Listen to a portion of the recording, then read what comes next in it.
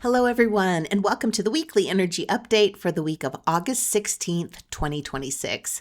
I'm Renee Spears, a spirit guide channeler and spiritual mentor, and I'm coming to you from beautiful Bozeman, Montana. Every Sunday, I share the energy for the week ahead, and I also infuse the show with some positive vibes, so you get a little positive energy boost just for listening. And this week, we're in between two chapters of life. We're in the middle of the eclipse portal, or the eclipse corridor. The total solar eclipse was last week, and we're moving toward the lunar eclipse on the 27th. An eclipse isn't a single event. It's more like opening a doorway, and then once we step through it, we're in a period of transition until the next eclipse arrives. The time between eclipses feels different than the actual eclipse itself. So during this in-between time, it can feel like you're in limbo. We may not have clarity about what's next, plans can change, and unexpected opportunities or endings can appear out of thin air. So in addition to being between two eclipses, we're also moving from the big, bold energy of Leo season into the grounded, practical energy of Virgo season. So this week is a pause. It's a space between one phase and the next. In the middle of this pause, like there's no rush to figure anything out, just let yourself be in the in-between. And yes, I know this can be easier said than done, like we want to know what's coming next, and it can be really uncomfortable not knowing.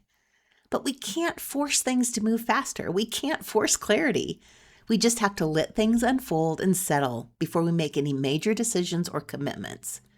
Because eclipse season often reveals information in stages.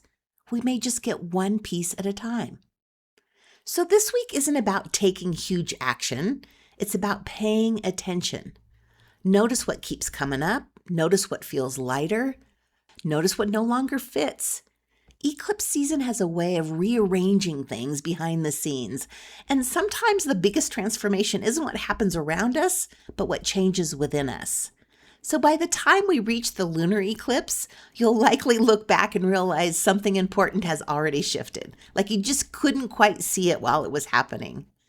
And we're getting help with this transition from Mars pushing us forward on our fated path. Mars has just moved into Cancer. It happened the day before the solar eclipse. And Mars is go-getter energy. It's our ambition, our drive. It moves us forward. But when it's in Cancer, it's softer than usual.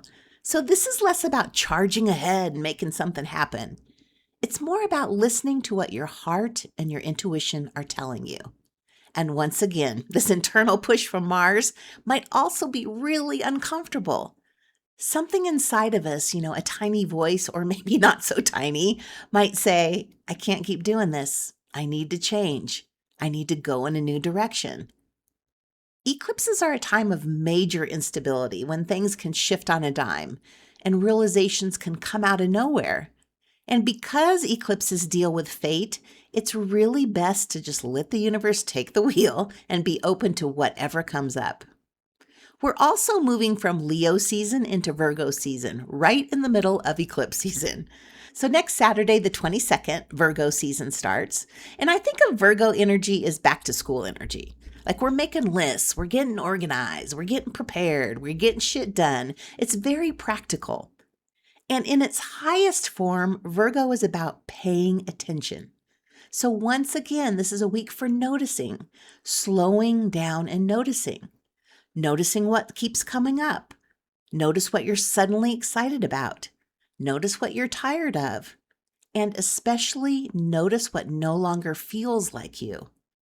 After the big, expansive energy of Leo season and all the Leo energy we've been soaking in, Virgo brings us back down to earth. So it's time to take all the ideas and inspiration we had during Leo season and bring them into our everyday lives. And one of Virgo's greatest gifts is the ability to look at something and immediately see how it could work better. Like it sees the missing piece, the thing that needs fixing, and how one small tweak could make everything run better. That makes Virgo season a wonderful time for simplifying, decluttering, getting organized, creating better routines, taking care of our bodies, and generally just getting our everyday lives back into alignment after summer. But what I love most about Virgo energy is that it helps us find the sacred in ordinary life. Spirituality isn't only found in meditation or ceremony or having some big mystical experiences. It's also in the really ordinary parts of our lives, like making breakfast, taking the dog for a walk, answering an email, cleaning the house. All of those everyday things can become sacred when we're present for them. So, this is a time to focus on the sacred in everyday things. How do you find the sacred in taking a shower, or washing the dishes, or walking your dog? So, those of you who have listened to the podcast for a long time have heard this story before. But about 30 years ago, I was in San Francisco and went to a Dharma talk given by a Buddhist monk. And someone asked him what his spiritual practice was. And I think we were all expecting something like, meditating 8 hours a day. But his answer was simply sweeping the porch. So, Virgo season is really our opportunity to slow down, pay attention, get grounded, and bring our spiritual practice into our everyday lives. Less forcing, less worrying about what's coming next, and more attention to what is right in front of us.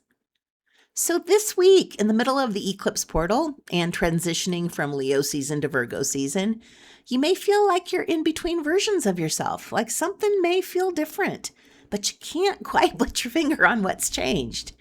You may have new ideas, realizations, or other opportunities are showing up, while at the same time feeling like you need to let something go. And because we're still inside the eclipse portal, I wouldn't necessarily expect everything to become clear immediately. In fact, I think trying to figure everything out this week may be counterproductive. We don't have to know what's coming next. Our job is to just be present with the sacredness of everyday life. And if you want to be more present in your life, you are in luck because the Fall Women's Wisdom Circle is about the art of being present. So after years now, decades maybe, of studying spirituality, exploring all the different practices and working with so many people on their own spiritual journeys, I've come to believe that there's one thing that's the foundation of it all, and that is being present. So starting on August 25th for the next 3 months, we'll be using the book The Power of Now as our inspiration for being present. But this is so much more than a book club. We also do meditations and exercises and have lots and lots and lots of meaningful conversation. The circle costs $300 and there are about 6 spots left. There's a link to learn more and register in the show notes and on my website, Abundology.com. So I'm recording this podcast a little early because I have a retreat client visiting. And depending on when you're listening, we're either in Yellowstone's Lamar Valley watching bison, or we're fly fishing on the Madison River, just enjoying the sacredness of life.